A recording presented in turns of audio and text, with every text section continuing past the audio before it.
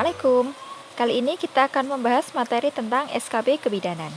Yuk langsung saja ke soalnya. Soal pertama, Nyonya N 31 tahun P1A0 postpartum hari kedua dengan persalinan spontan, namun bayi meninggal. Saat ini payudara tampak membesar, tegang, kemerahan, dan nyeri. Nyonya N menangis bila teringat bayinya, namun mampu berkomunikasi dengan baik dan kooperatif. Di bawah ini diagnosa yang tepat untuk Nyonya N adalah D. Bendungan payudara. Kenapa bukan mastitis? Karena ini baru postpartum hari kedua dan belum ada indikasi yang mengarah ke mastitis seperti payudara bengkak tampak mengkilat, dan juga bukan postpartum blues karena ibu masih mampu berkomunikasi dengan baik dan kooperatif. Infeksi purpuralis juga bukan karena tidak ada pengeluaran lokia yang berbau atau mengeluarkan nanah. Gatal-gatal juga tidak ada. Soal kedua, Nyonya M 23 tahun P3A0 postpartum 4 jam yang lalu bersalin spontan normal dengan ruptur perineum yang dijahit derajat 2 atau 3. Saat ini kolostrum lancar, bayi menyusu kuat, kontraksi kuat, TFU satu jari di bawah pusat. Kandung kemih teraba penuh, tapi belum merasakan miksi. Masalah yang mungkin muncul adalah jawabannya adalah subinvolusio uteri. Kenapa? Karena kandung kemih yang penuh itu akan mengganggu kontraksi rahim yang berakibat dari gangguan involusio uteri atau gangguan untuk pengecilan ukuran rahim. Soal ketiga, seorang bayi berusia 2 bulan dibawa ibunya ke puskesmas untuk imunisasi. Hasil pemeriksaan berat badan 4.500 gram. Dari KMS, bayi baru mendapatkan imunisasi HB0 dan polio 1. Apakah jenis imunisasi yang harus diberikan pada bayi dalam kasus di atas? Jawabannya adalah imunisasi BCG. Kenapa bukan DPT-1? Memang dilihat di soal dia usia 2 bulan. 2 bulan itu memang sudah diperbolehkan untuk imunisasi DPT, tapi dia baru mendapatkan HB0 dan polio 1.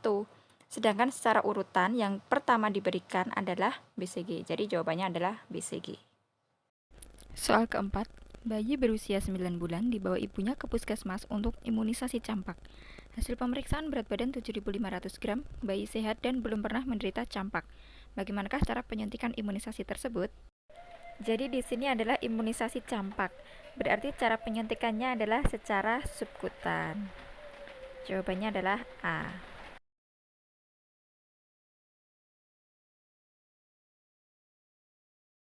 Soal kelima, seorang perempuan 26 tahun datang ke RB, mengatakan melahirkan anak pertamanya 40 hari yang lalu.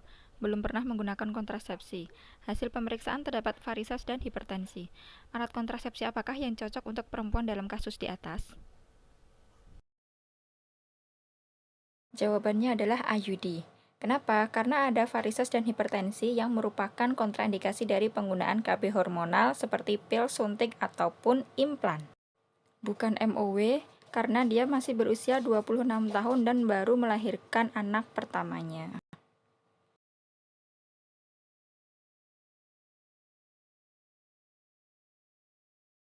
Soal ke-6, seorang perempuan usia 28 tahun, P1A0 postpartum 12 hari, datang ke rumah sakit mengeluh payudara nyeri dan bengkak. Hasil pemeriksaan terdapat inflamasi dan kemerahan pada payudara sebelah kiri. Apakah diagnosa pada kasus di atas? Jawabannya adalah bendungan payudara. Ini sama ya dengan soal yang sebelumnya ya, jadi jawabannya bukan mastitis karena tidak ada tanda-tanda mastitis seperti tampak kemerahan ataupun tampak mengkilat, tegang, dan lain sebagainya. Jadi yang benar adalah bendungan payudara. Soal ketujuh, seorang perempuan 35 tahun melahirkan di BPM. Pada saat 2 jam postpartum, bidan melakukan pemeriksaan. Didapatkan uterus tidak berkontraksi dan terdapat perdarahan dari jalan lahir. Vital sign dalam batas normal. Apakah diagnosa pada kasus di atas?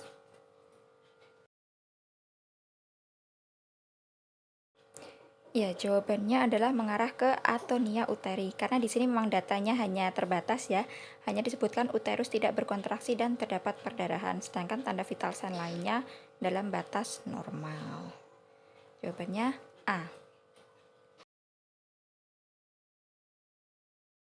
Soal ke-8, seorang perempuan 35 tahun melahirkan di BPM. Pada saat 2 jam postpartum, bidan melakukan pemeriksaan. Didapatkan uterus tidak berkontraksi dan terdapat perdarahan dari jalan lahir. Tekanan darah 90/70, suhu 36, respirasi 18, dan nadi 80. Apakah tindakan segera berdasarkan kasus di atas? Ini sama ya kasusnya dengan yang soal sebelumnya ya. Tadi di soal sebelumnya kasusnya adalah diagnosanya atonia uteri. Jadi tindakan segera yang harus dilakukan jika terjadi atonia uteri adalah kompresi bimanual interna. Itu yang paling tepat. Karena uterusnya tidak berkontraksi seperti itu. Soal ke-9, bidan melakukan kunjungan rumah pada seorang perempuan berusia 35 tahun P3A0 postpartum 6 hari. Hasil pemeriksaan TTV dalam batas normal, TFU 2 jari di atas simpisis. Apakah asuhan yang diberikan bidan pada klien dalam kasus di atas? Jawabannya yaitu kita lihat ya, dia ada postpartum 6 hari. Jadi postpartum 6 hari itu berarti kunjungan nifas kedua. Yang poin utamanya adalah untuk memeriksa involusi uteri berjalan dengan normal atau tidak. Jadi jawabannya adalah A. Soal ke-10, perempuan berusia 40 tahun P4A1 postpartum 3 minggu. Datang ke PPM dengan keluhan demam tinggi, menggigil, nyeri perut bawah, kembung. Hasil pemeriksaan tekanan darah 110/80, nadi 100, respirasi 25, suhu 39 derajat. Pada kafum 12 menonjol dan fungsi kafum 12 berisi pus. Diagnosa apakah yang tepat dari kasus di atas? Yang paling tepat adalah metritis atau infeksi dinding rahim seperti itu karena dia ada Douglas berisi pus.